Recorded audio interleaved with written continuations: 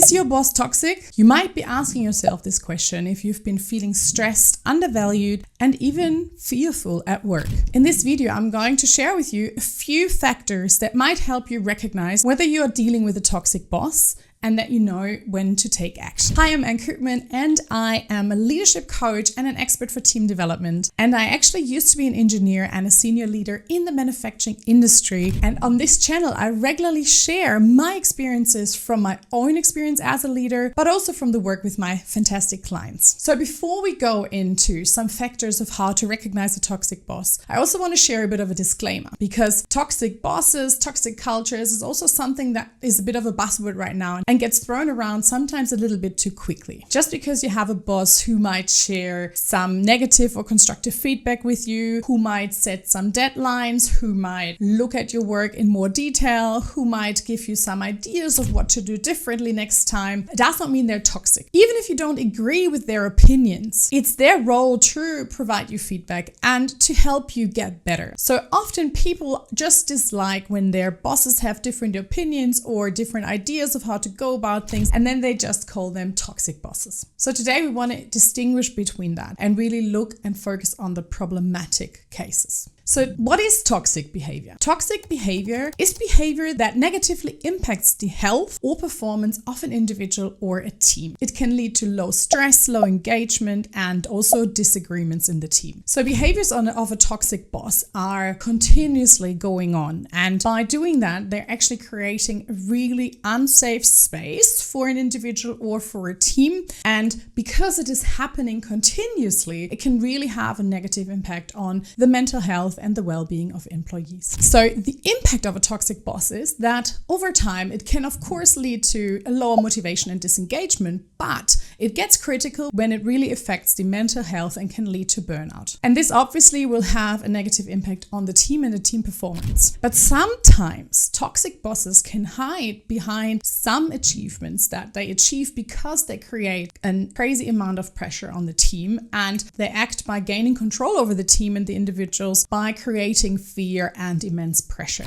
I've seen it myself in an organization that I worked with that toxic leaders were actually applauded and even further promoted because they achieved some amazing, outstanding business results. But what was not measured is the mental health of the employees and the retention of the team members. Many team members left, the fluctuation was really high, and a lot of people suffered. But they were almost made to believe that this is normal, that if we're in this industry and if we want to create success, we have to suffer. That's part of the game. So it does not always mean that the productivity is bad with a toxic boss, but it's more important to look at retention, lower engagement, and also the mental health of employees. So let's talk about 5 signs that you're working for a toxic boss. Number 1, they constantly dismiss your ideas and your concerns. Toxic bosses refuse to listen to your ideas, no matter how good they are. They might shut down your suggestions, they might make you feel invisible in team meetings, and they also don't really listen when you want to approach them, when you want to share concerns, or when you have questions. They might even turn that against you. Sign number 2 that you're working for a toxic boss is they're talking behind other people's back, and they're talking negative. Toxic bosses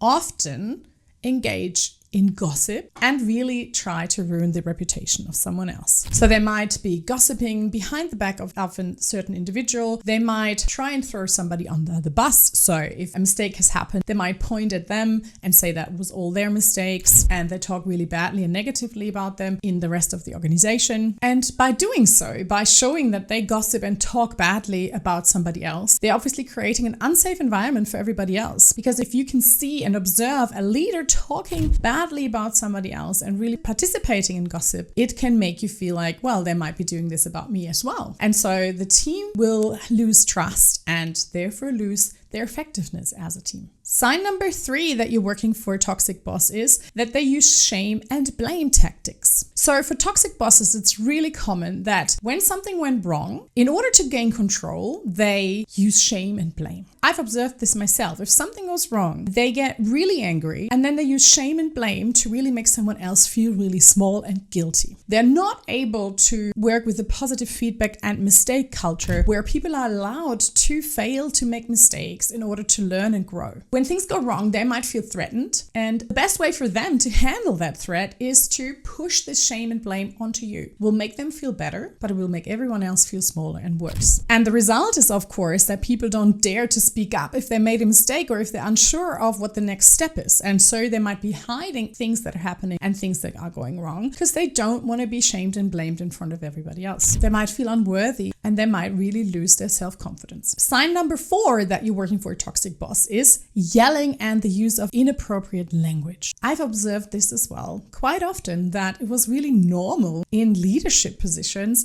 to yell at people, to make them feel small. And this goes back to creating this fearful environment, to try and showcasing your power as a leader and trying to impact the outcomes by inducing fear into your team and into the culture.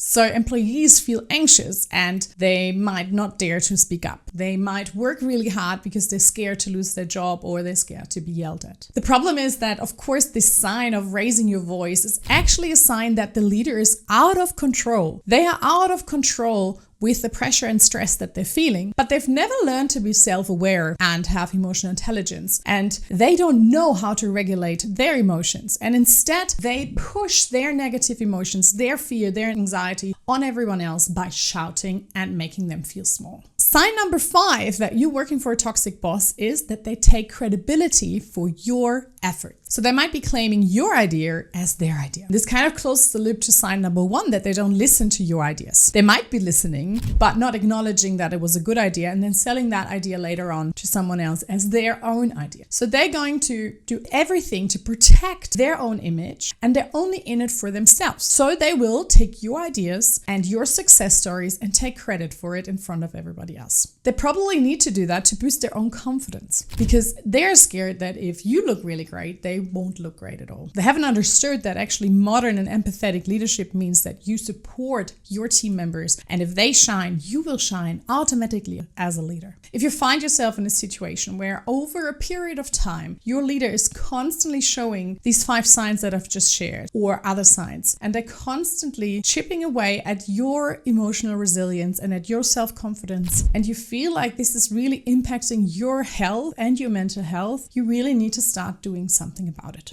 I would start by talking to someone that you trust to really also gain perspective. Because sometimes when we're in it, we might actually feel like we're making this all up and it's because of us. And we might already feel so small and actually blame ourselves for the behavior. And so it's really good to start to talk to people that you trust in the organization that can help you gain perspective and actually tell you that this is not normal behavior. And then there's obviously a few options that you have depending how bad the situation is. But I really would suggest to talk to someone in HR, in human resources that you trust, and start to go from there to see what the company can do. If you do not feel supported at all, of course you need to take measures into your own hand and you need to really get out of there. Either get out of this team or this department or even the organization. And I know this is easier said than done, but if you find yourself working under a toxic boss, the number 1 thing is that you start to protect yourself and your well-being. There's a video here where I share a few things of what you can do when you work for a toxic boss and how to manage this situation well. Let me know in the comments if you have any questions or anything that really resonated with you, and I'm looking forward to seeing you soon.